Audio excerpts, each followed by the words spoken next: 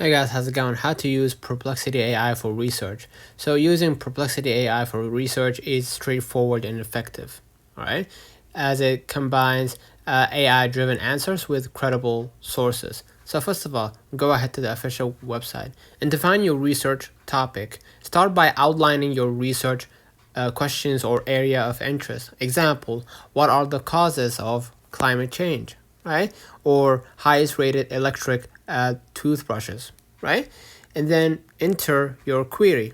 And after you ask the question, you're gonna see the sources and the answers, right? To confirm their and validity, and then you can basically review the answer. The Perplexity AI will provide summarized response, focus on the main points to understand the gist of your query, and then cited sources to verify information and explore details at the top.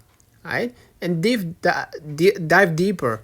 Click on the linked sources to review original articles, right? Papers or websites. These are often reputable and peer review. And then if you want to ask a follow-up questions, you could just go back and then ask follow-up questions right here in the blank.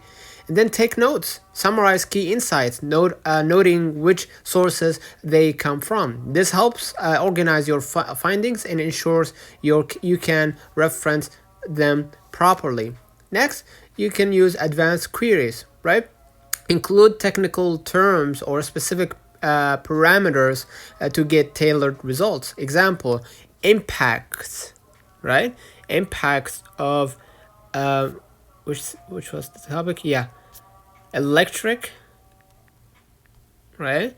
Electric toothbrushes, right? And then hit enter to follow up, and then basically that's it, right? Perplexity AI is a powerful tool when combined with critical thinking and proper source evaluation. It's especially useful for quickly building foundational knowledge before diving into deeper resources like books or academic journals. So let me know in the comments if this video helped you. Don't forget to like and subscribe, turn on the notification bell to receive every video we upload. Thank you for watching.